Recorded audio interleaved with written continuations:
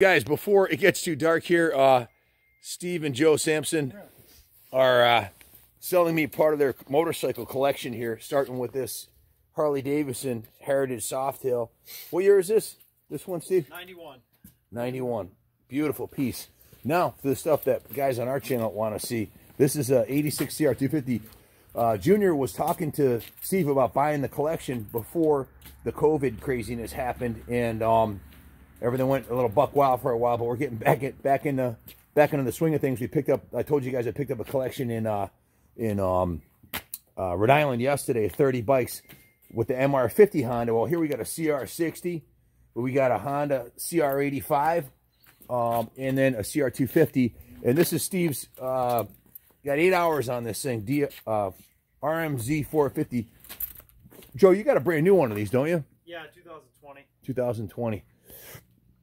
And then over here, I should have started over here because this is what you guys really want to see. This is a CR500. Tell us a little bit about this one.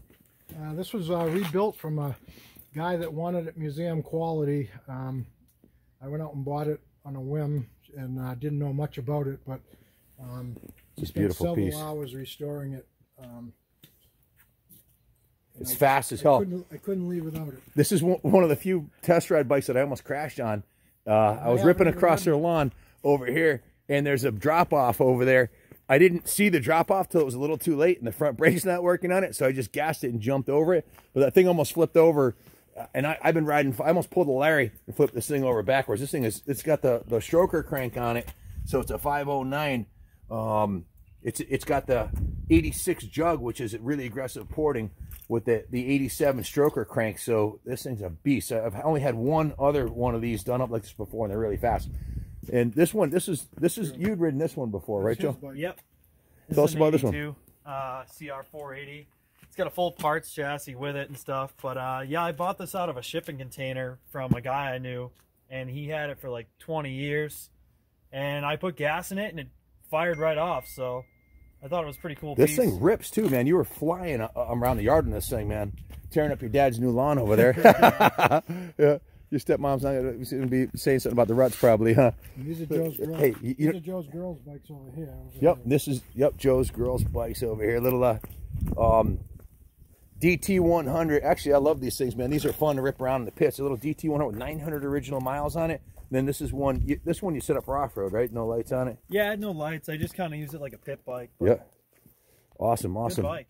So that's 1, 2, 3, 4, 5, 6, 7, 8. Oh, we missed one over here. 9. There were 10 bikes, and then there's something in the garage I got to show you here. And with Steve's permission, you want to show him your GTO before we go on this? What's the scoop on this one? That's the first year they made the 500. That was the first bike I bought. I kind of went on a binge to try to surprise Joe when he came home and saw every one of the models that they made. But I picked that up way up in Maine.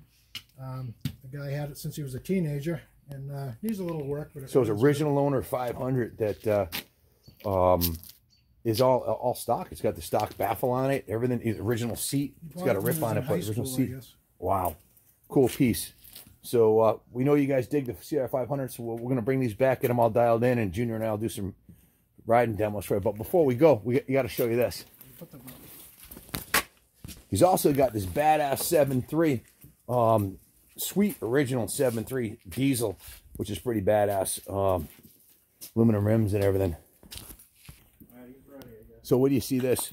This is a 66 GTO, super rare original paint. Where did you find this? It's classic original paint, straight ride. I found it actually in Connecticut, in upstate New York, but I met the guy in Connecticut. The woman was 83 years old, and her husband bought it brand new. Yep. I collect GTOs. I have a 66. So an old lady had this? The proverbial little old lady's GTO? Well, they ordered it with hubcap. The stuff dreams are made of. Now, the dual exhaust is a clue that something nasty is lurking underneath the hood. It's got the red line tires. What do you see the interior on this thing? I took out the... it's brand new. It had a 3-speed standard, and I put a 4-speed in it. Her shifter. GTO. And I took the original 389. Oh, I hear Angel singing. Look at that. Holy shit. And I put a tri-power system on it. Wow. That's badass. How many horses does this Tri-Power put to the ground, you think? 360 rated from the factory, but closer to 400. Nice, nice. The dual exhaust. This must make some real music, huh? Yeah. Wow, very cool. What a nice piece, man. Now, are you gonna do a Gas Monkey garage style resto and leave some of the patina on it? Original. That's what. Original patina. Yeah, that's what you have. You have a couple other GTOs in your collection too, don't you? Have a 67, 68. 67. Was that a square body like this? Same exact car, only it had different tail lights. And the 68s, they got the more like a Chevelle style, almost like this.